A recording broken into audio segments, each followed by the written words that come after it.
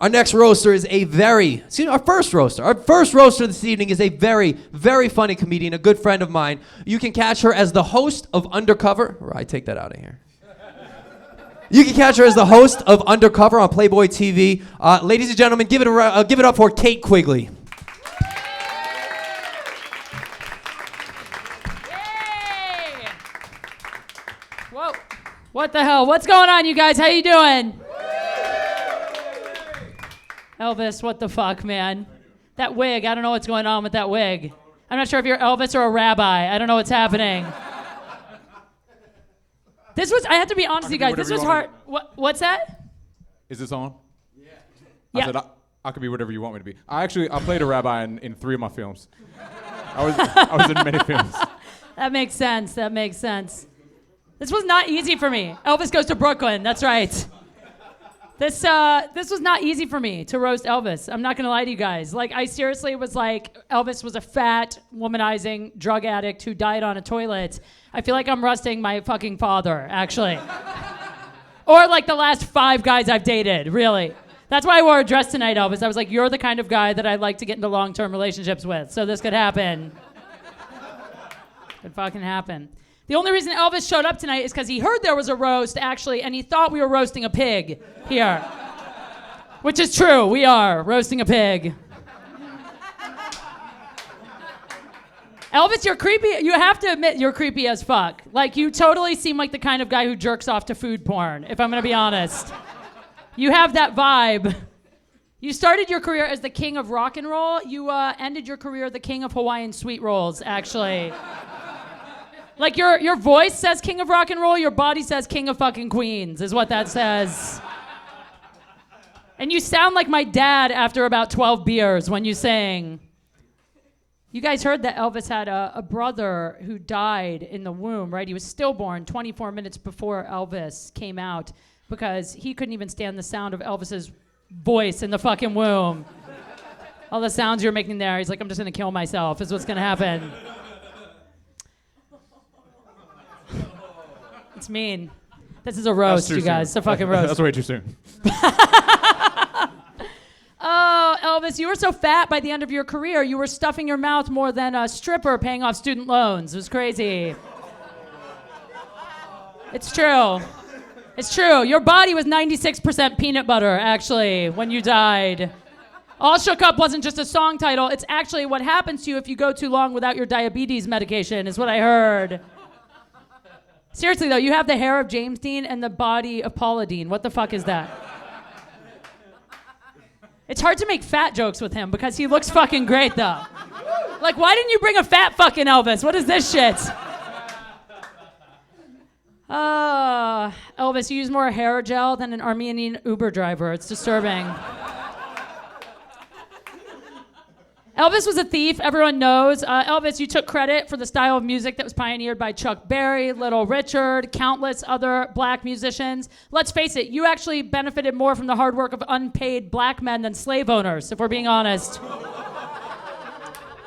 You were kind of like Robin Hood, only instead of stealing from the rich and giving to the poor, you stole music from black people so you could fuck whores, is what you did. Elvis was a member of the military. I don't know if you guys knew that, but he was never actually deployed anywhere. Although, amazingly, somehow you still managed to fuck more whores than the entire U.S. Navy, which is impressive.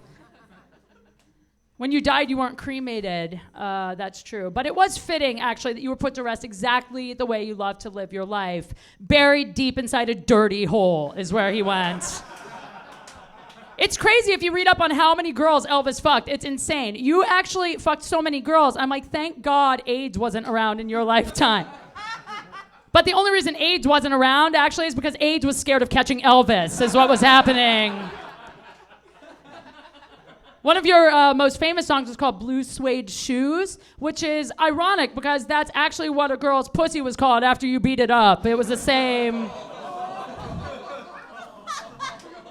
It's true, you guys. Elvis's property was called Graceland. It was actually named after the 3-day grace period that happened between when a woman would leave there and when the symptoms of syphilis would start to show up. Like, the only thing you didn't stick your dick in was an electrical socket. I think that's it. Although maybe you did, and that's why you look that way. I'm not sure. This is fun. This podium, though, this microphone, I'm like, what's going, this is sliding off the... This is unbelievable, actually. This was fun researching you. Did you know that according to history, there was one night where you had 152 hot women come into your house and spend the night with you? 152. Yeah, one was there for him to have sex with, and the other 151 were there to help his big ass thrust in and out of the bitch because he couldn't fucking move. And then they were there to lift him off of her after he was finished. Yeah, he was... You're like, I want that to happen to me. I just want that in my life. I don't care how it happens. It's true. Elvis was known to crush whenever he performed, but not crush on stage, just crush the body of the woman he was fucking. That was it.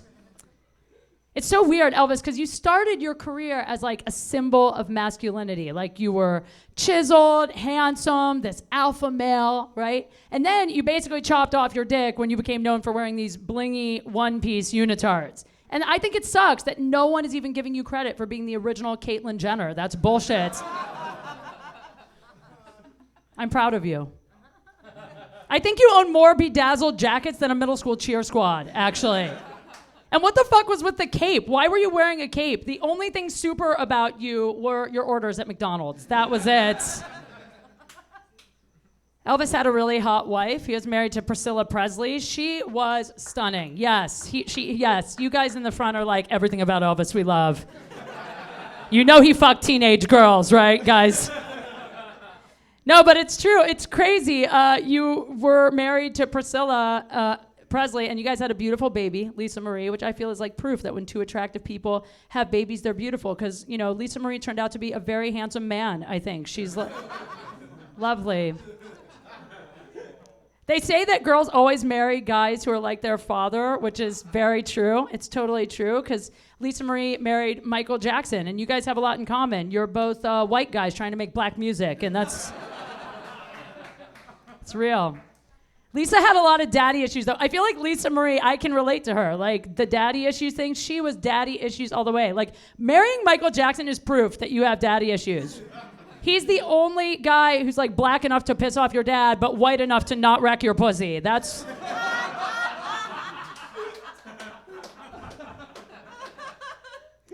And you guys are both pedophiles, which is... I mean, you actually met your wife and started dating her when she was 14. Dude, you didn't just rob the cradle, you fucking raped the cradle. You put your dick in the cradle and you just left it there. If you were alive today, you would not have a hit song called Jailhouse Rock. You'd just be behind bars sucking cock, actually. That's illegal. And then your daughter, Lisa Marie, also married Nicolas Cage. Again, a lot in common with you. One of the shittiest actors of all time, Nicolas Cage. Like, a lot of people consider you to be an American treasure. It's like, no, the only American treasure that's worse than Elvis is the movie starring Nicolas Cage. That's... Elvis had a movie come out in the 60s called Tickle Me. The review was just 2 words, kill yourself. That's it, actually. It's so bad. Elvis, you died ODing on prescription pills, which basically means that you did kill yourself in the end, which is sad, but I don't really blame you, because if my daughter fucked Michael Jackson, I would kill myself too. I would... See if I have any more good jokes here. You lived the American dream. I think you did, just strictly by proving that you can still get fucked with Bell's palsy and gout, which is impressive. You also wrote the anthem for white people who have lost everything, Viva Las Vegas, which is very impressive. You look like Justin Bieber when he has his midlife crisis, by the way. That's what's going to happen. Yeah, I think that's all I have. I have no more good jokes. This has been a really good time. Elvis, everyone, thank you guys so much. It's very fun. One more time for Kate Quigley. Hell yeah. Woo!